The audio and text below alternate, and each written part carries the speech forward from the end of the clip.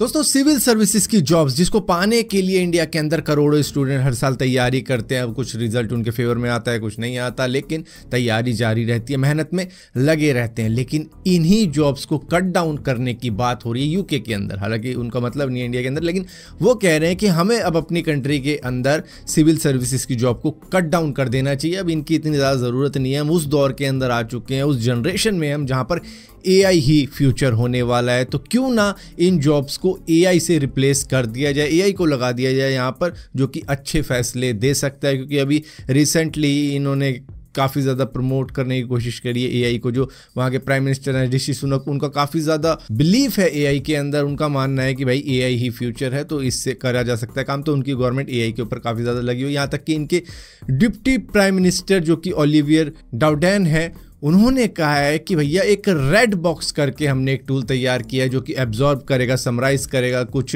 Reputable sources से information को, जो कि काफ़ी काम में आ सकती है। तो उसका यूज़ किया जा सकता है। तो क्यों ना हम कट डाउन करें और सैलरी बचा लें यहाँ से। दोस्तों FTX के फाउंडर सैम बैंकमैन के बारे में तो आपको मालूम होगा किस तरीके का फ्रॉड चार्जेस इनके ऊपर लगे हुए हैं। इनके ऊपर चार्जेस है कि भैया ये अपने ही कस्टमर को लूटने के चक्कर में अपनी बैंकरप्सी फाइल कर चुके थे। करीबन $8 बिलियन का ये फ्रॉड है, जिसके अंदर इनका लॉयर कहता है कि भाई कम से कम 6.5 साल की सज़ा कर दो, इतनी काफ़ी है इनके लिए। तो मतलब 6.5 साल की सज़ा इनको हो सकती है, या फिर इनको सबसे तगड़ी सज़ा 110 साल की जेल हो सकती है।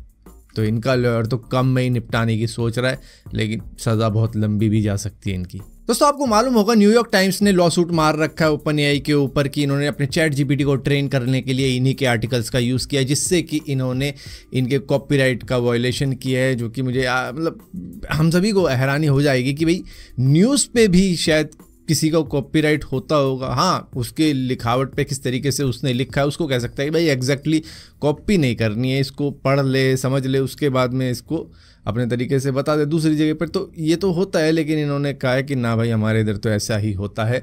तो इन्होंने कॉपीराइट लॉ सूट मार दिया है। और इसके बाद में अब ओपन एआई कह रहा है कि न्यूयॉर्क टाइम्स ने किसी और को पैसे देके हमारे चैट जीपीटी को हैक करवाने की कोशिश करी है, ताकि ये सबूत जुटा सकें जो कि शायद इनके इस लॉ सूट के अंदर काम में आ सके। तो ये इसके लिए दूसरों से हैक करवाना चाह रहे हैं हमारा चैट जीपीटी, और करवाया भी है पहले, ऐसे इल्जाम लगा दिए इन्होंने। दोस्तों HMD अपना एक नया फ़ोन लेके आने वाला है जुलाई के अंदर, जो कि बारबी थीम का फ्लिप फ़ोन होने वाला है, वो भी पिंक कलर का। मैं बता दूं HMD कौन है। HMD वही हैं जिन्होंने नोकिया को ख़रीदा था, और नोकिया की ब्रांड को यूज़ करके इन्होंने फ़ोन बेचने की कोशिश तो करी, लेकिन बेच नहीं पाए। जिसके बाद में इन्होंने कहा कि भाई नोकिया की ब्रांड वैल्यू उतनी है नहीं, तो अब HMD के नाम से ही बेचेंगे। तो ये वही है जिन्होंने नोकिया का नाम ही पूरी तरीके से मिटा दिया है।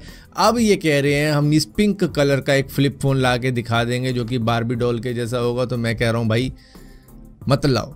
नोकिया नाम से तो फिर भी इक्का दुक्का बिक जाता था, तुम्हारे नाम से एक भी नहीं बिकने वाला अगर इस तरीके का फोन आ गया। दोस्तों इंस्टाग्राम को लेकर लोग इतना ज्यादा क्रेजी हो रखे हैं कि एक बंदे ने अपने माथे के ऊपर अपने इंस्टाग्राम के QR कोड का टैटू भी करवा लिया, जिसको कोई भी अगर स्कैन करता है या उसकी फोटो खींचता है तो भाई डायरेक्टली उसको इंस्टाग्राम के उस अकाउंट के ऊपर ले जाएगा जो कि इसी का है। और मैं कहूँगा भाई क्या ज़रूरत थी इसकी, वो भी माथे पे करवाने की, हाथ पे करवाता तो भी ठीक था। लेकिन बंदे का रीज़न था कि भाई कोई भी मेरी फोटो खींचेगा तो वो सीधा ही मेरे इंस्टाग्राम के ऊपर जाएगा, या मैं किसी भी फ्रेंड के साथ में या किसी के भी साथ में फोटो खिंचवाता हूँ तो भैया वो मेरे इंस्टाग्राम के ऊपर जाएंगे। बस ये इस बंदे का रीज़न था, जिसके बाद में इसने अपने माथे पर ये टैटू करवाया। लेकिन अब लोग कह रहे हैं इसको, अगर तेरा अकाउंट बैन हो गया, अगर मास रिपोर्टिंग हो गई, अगर किसी ने तेरा इंस्टाग्राम हैक कर लिया, या फिर ये कह दो कि आने वाले 10 सालों में इंस्टाग्राम उतना ज़्यादा पॉपुलर नहीं रहा, कुछ और आ गया, वो इंस्टाग्राम से ज़्यादा आगे निकल गया, जैसे कि फेसबुक था पहले काफ़ी ज़्यादा यूज़ किया जाता था, इसके बाद में इंस्टाग्राम आ गया, अब इसी तरीके से कुछ और भी आ जाएगा आने वाले 10 सालों में, फिर क्या करेगा बंदा। दोस्तों एयर इंडिया के ऊपर 30 लाख रुपए का फाइन लगाया गया है। हालांकि मैं तो ये कहूँगा इनके ऊपर और भी ज़्यादा फाइन लगाया जाना चाहिए था, क्योंकि इन्होंने वॉयलेशन करी है एयरक्राफ्ट रूल 1937 की, जहाँ पर एक 80 साल के बुजुर्ग को ये व्हील चेयर प्रोवाइड नहीं करा पाए, जिसकी वजह से वो पैदल चलने की वजह से बेहोश हो गए और उसके बाद में उनकी जान चली गई। ये दरअसल US सिटीज़न थे जो कि इंडियन ओरिजिन ही थे, मतलब इंडिया के ही पैदा हुए थे और US की सिटीज़नशिप इनको मिल चुकी थी। ये इंडिया आए हुए थे घूमने के लिए, जहाँ पर इनको व्हील चेयर अवेलेबल नहीं करवाई गई और अपनी वाइफ के साथ में थोड़ा सा पैदल चलने के बाद में ये पास आउट हो गए और उसके बाद में इनकी जान चली गई। तो मैं तो ये कहूँगा 30 लाख ही नहीं, थोड़ा कंपनसेशन भी दिलवाना चाहिए था और इसी के साथ साथ और भी फाइन इन पे लगना चाहिए था मेरे हिसाब से। बाकी जो रूल कहते हैं उसके हिसाब से सही है। दोस्तों, विशाखापट्टनम के अंदर अभी एक फ्लोटिंग ब्रिज का उद्घाटन किया गया था, जहां पर कई सारे मिनिस्टर, नेता लोग आए थे और इसको बताया जा रहा था कि ये टूरिस्ट अट्रैक्शन बनेगा, यहाँ पर बहुत सारे टूरिस्ट आएंगे क्योंकि इस ब्रिज के द्वारा लोग जाएंगे सीधा समुद्र के 100 फीट अंदर, गहराई में नहीं, मतलब किनारे से 100 फीट अंदर तक चले जाएंगे समुद्र के और उसके बाद में समुद्र की लहरों का मजा लेंगे। लेकिन ये फ्लोटिंग ब्रिज कुछ ही घंटे टिक पाया क्योंकि लहरों ने इसकी ऐसी पसलियां तोड़ दी कि ये आधा टूट के कहीं और ही चला गया। और अच्छा इसमें टूरिस्ट नहीं चढ़े क्योंकि लहरें इसको इतना ऊपर नीचे कर रही हैं और ऊपर से लहरें इसके ऊपर से भी निकल रही हैं। पता नहीं टूरिस्ट कैसे संभलते हैं इसके ऊपर। के उद्घाटन के बाद मंत्री जी अपने घर पहुंचने से पहले ही पुल गिर गया। अच्छा हुआ वो खड़ा था तब नहीं गिरा।